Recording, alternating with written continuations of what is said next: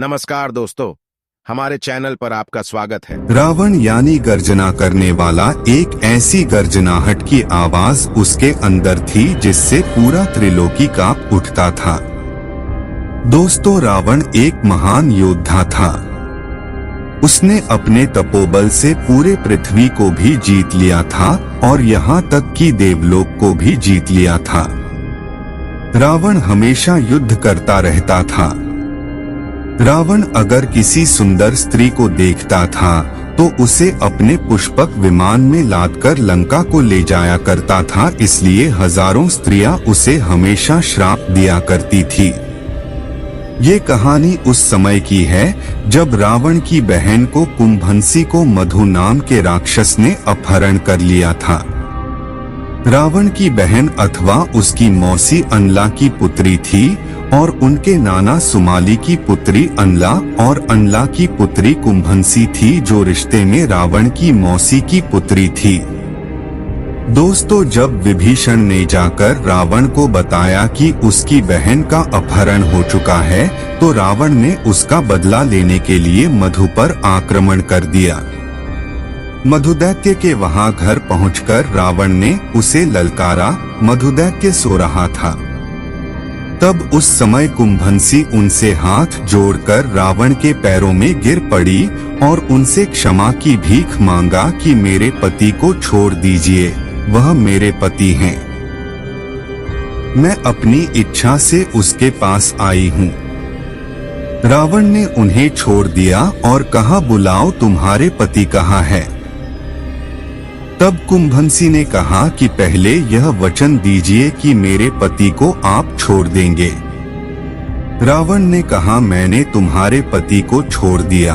मैं देवलोक पर आक्रमण करने जा रहा हूँ, इसलिए मुझे तुम्हारे पति की जरूरत है। कुंभंसी खुशी के मारे दौड़कर गई और अपने सोते हुए पति को जगाया और कहा कि हे प्राणनाथ, इस समय मेरे भाई दशानन रावण आपको अपने साथ ले जाना चाहते हैं और देवलोक पर आक्रमण करने जा रहे हैं। वह न्यायोचित रीति से रावण से जाकर मिला और धर्म के अनुसार उसका स्वागत किया। रावण एक रात वहां रुका, फिर सवेरे उठकर वहां से चल दिया। संध्या काल का समय था। रावण तब तक कुबेर के निवास स्थान यानी कैलाश पर्वत पर जा पहुंचा और अपनी सेना का पड़ाव डाल दिया। अस्त्र शस्त्र से सुसज्जित निशाचरों की युवा विशाल सेना कुछ ही देर में एक गहरी नींद में सो गई। परंतु महापराक्रमी रावण उस पर्वत के शिखर पर बैठा, चुपचाप चंद्रमा की चांदनी से चमकते हुए उस विभिन्न स्थानों की नई छटा को निहारने लगा। इसी बीच समस्त अप्सराओं में श्रेष्ठ सुंदरी रंभा उस मार्ग से आ निकली। वो पूरी तरह से सजी धजी हुई थी। वह सेना के बीच होकर जा रही थी, इसलिए रावण ने उसे देख लिया। देखते ही वह काम के अधीन हो गया और खड़े होकर उसने जाती हुई रंभा का हाथ पकड़ लिया। रावण मुस्कुराता हुआ बोला, सुंदरी, किसके भाग्य के उदय का समय आया है जो तुम स्वयं चलकर जा रही हो? इंद्र, उपेंद्र या अश्विनी कुमार ही क्यों ना हो, इस समय कौन पुरुष मुझ रावण से बढ़कर है? इस समय तुम रावण को छोड़कर कहीं और जाओ, ये अच्छी बात नहीं है। रावण का नाम सुनने मात्र से रंभा के रोंगटे खड़े हो गए। वह कांप उठी और हाथ जोड़कर बोली, हे प्रभु, मुझ पर कृपा कीजिए। आपको ऐसी बात मुंह से नहीं निकालनी चाहिए, क्योंकि आप मेरे पिता समान हैं।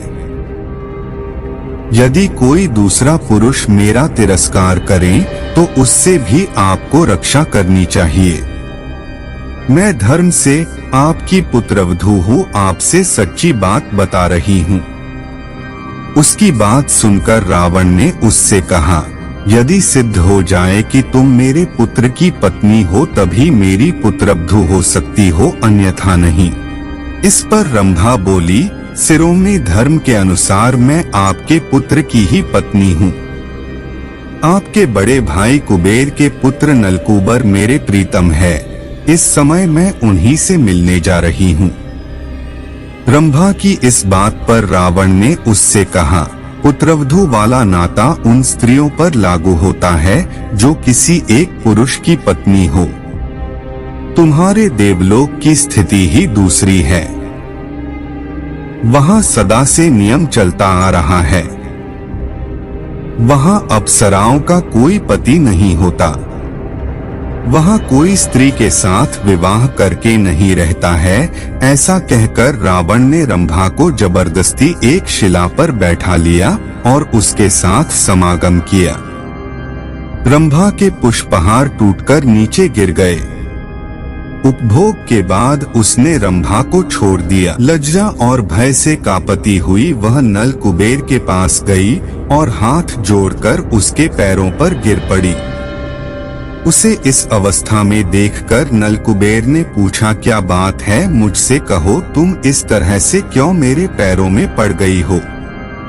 थर थर कांपते हुई उस अबला ने लंबी सांस खींचकर पुनः हाथ जोड़ लिए और जो कुछ हुआ था सब ठीक ठीक बताना शुरू किया।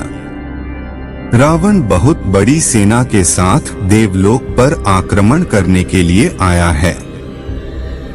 उसने आज की रात यहीं डेरा डाला है। यह सुनकर नलकूबर को बड़ा क्रोध आया। उसने ध्यान लगाया और 2 घड़ी में रावण की उस करतूत को जानकर उसके नेत्र लाल हो गए। उसने हाथ में जल लिया। फिर विधिपूर्वक आचमन करके नेत्र आर्य सारी इंद्रियों का आसपास करने के बाद रंभा को संबोधित करके रावण को श्राप दिया। हे रंभा, तुम्हारी इच्छा न रहने पर भी रावण ने तुम पर बलपूर्वक अत्याचार किया है। आज से दूसरी किसी ऐसी युवती से समागम नहीं कर सकेगा जो उसे चाहती ना हो, और तत्काल उसके मस्तक के साथ टुकड़े हो जाएंगे। उस रोमांचकारी श्राप को सुनकर रावण ने अपने को ना चाहने वाली स्त्रियों के साथ बलात्कार करना छोड़ दिया। दोस्तों, विजयादशमी के दौरान यह याद करना जरूरी है कि भगवान श्री राम ने किसी ऐसे रावण का वध नहीं किया था जो विद्वान था, शास्त्रों का ज्ञाता था और अपने राज्य की भलाई के बारे में सोचता था। राम ने ऐसे रावण का वध किया था जो स्त्रियों का सम्मान नहीं करता था, उनके साथ दुर्व्यवहार करता था और बलपूर्वक अपनी बात मनवाता था। आजकल रावण को अच्छा साबित करने के लिए उसके गलत पक्षों को सही बताकर पेश किया जा रहा है। हाँ, रावण रचित शिव तांडव हम आज भी गाते हैं, जिसका अर्थ यह हुआ कि बुरे से बुरे व्यक्ति ने भी अगर कोई अच्छा काम कर दिया तो उस अच्छे को याद रखा जाता है, लेकिन उसे अपने कर्मों का फल अवश्य मिलता है।